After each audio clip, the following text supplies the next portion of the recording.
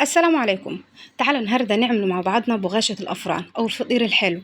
حاجة ما شاء الله تبارك الله، خفيفة خفة السنين وهشة ومورقة، ما حصلتش في الجمال. والله حتنبهري بالنتيجة والصورة هتتكلم. ما شاء الله، ما فيش أسهل من كده، سهلة جدا ومناسبة جدا للمبتدئين اللي لسه ما يعرفوش يورقوا ولا يعرفوا يعملوا. سهلة ومناسبة جدا. لو انت أول مرة تشوفيني، أنا أم المعتصم ودي قناتي عليها روتين صعيدي مغفلق. ما تنسيش تحطين اللايك الزين، اللايك هيدعم الفيديو يرفع ويخليه يتشاف. ما تنسيش تحطي لي كومنت بدعوة حلوة ولكن بالمس طبعا تشتركي وتنوريني. أول خطوة عملتها إني أنا عملت شربات. الشربات لا يكون خفيف خالص ولا يكون تقيل خالص، يبقى متوسط. وتحطيه على النار، كوباية سكر، كوباية مية، عصرة ليمونة، كيس فانيليا.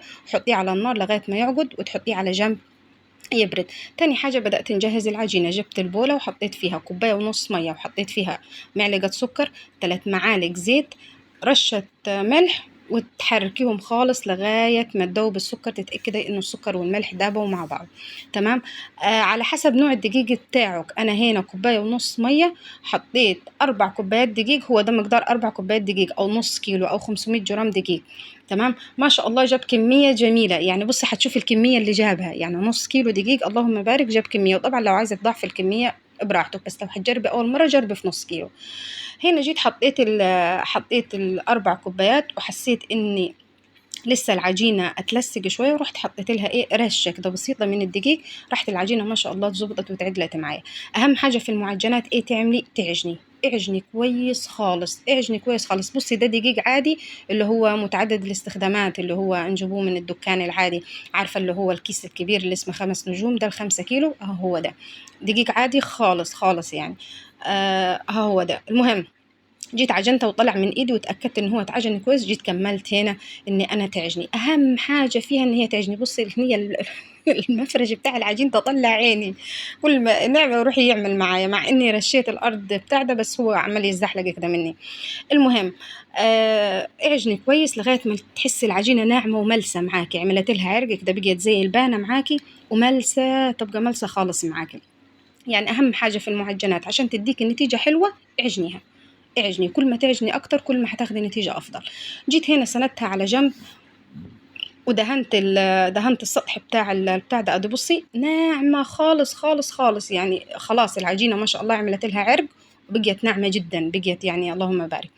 جيت خليتها ترتاح دقيقتين 3، ما تخليهاش ترتاح خالص، ما تزوديش عن 3 4 دقائق، لاني هتبدا تريح معاكي فهتبدا تتقطع فمش هتنفع. جيت بعد ما ريحت جبت نص كوبايه سمنه، ممكن لو زبده هتبقى النتيجه افضل. وبما ان الدنيا صيف فانا السمنه ساحت مني، يعني كان المفروض تقعد في الثلاجه وقت افضل، فانا حطيت العجينه ذات نفسها في الثلاجه. المهم، ابدا افرد العجينه بسمك 1 سنتي مثلا او اقل كده صغنونه، تبقى يعني مش رهيفه تبين السطح اللي تحتيها، لا تبقى يعني ماسكه نفسها شويه. وافردي عليها الزبده او السمنه، وابدا لفيها رول كده. بعد ما تلفيها حطيها في التلاجة. انا هنا غلبتني في اللف شويه لان المطبخ بتاعي حار، نار المطبخ حار جدا. فرحت حطيتها في التلاجة. وادي بصي ما هتلاحظي اني سايحه معايا شويه في الصينيه ده، عشان قبل ما ندخلها التلاجة. بس بمجرد ما دخلت التلاجة مسكت نفسها خالص. ادي الحته اللي انا انقطع فيها ماسكه نفسها خالص، لان السمنه بدات تمسك نفسها في التلاجة والعجينه، فلمتها التلاجة، لمت العجينه شويه. تمام. فجيت هنا بعد ما خليتها ارتاحت في التلاجة، جيت قطعتها رولات كده، ما هتشوفيها من جوه تلاقيها مرقة ما شاء الله وجميلة.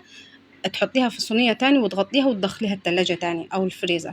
تاخد برضو 5 دقايق تانيين، بحيث إني أنا مش عايزة نفقد أي حاجة من السمنة اللي أنا حطيتها أو الزبدة من تحت. التلاجة هتلمها، هتخليها قاعدة جوا العجينة، مش هتطلع ولا تسيح منه.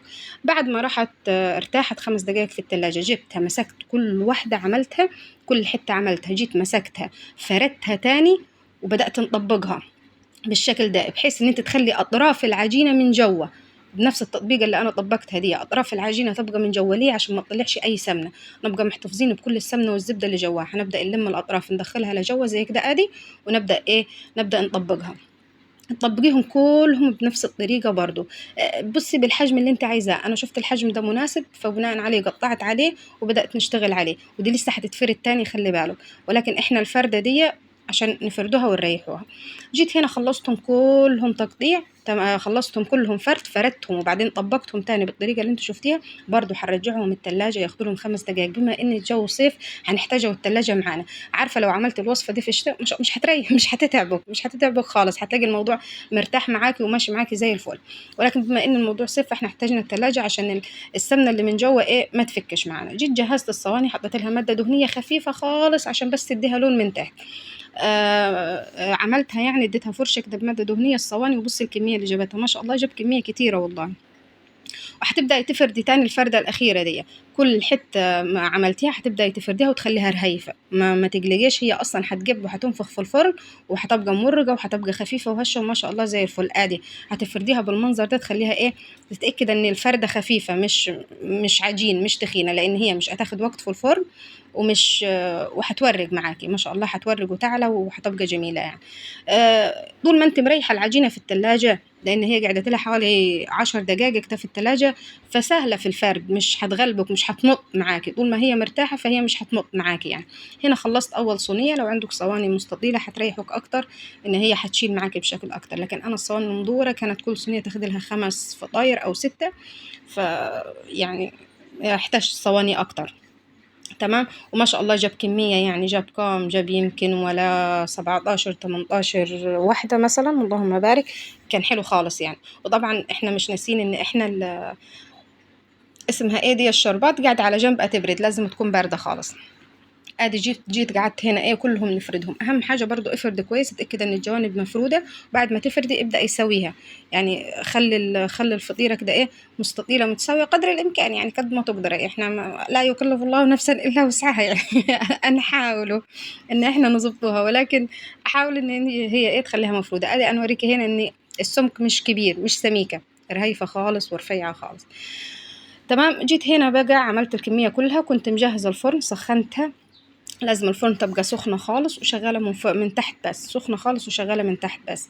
بعدين هتروحي أول ما تلاقيها خدت لون من تحت وما شاء الله ونفخت معاكي، ابدأ يشغل الشواية تدي برضو ايه لون من فوق.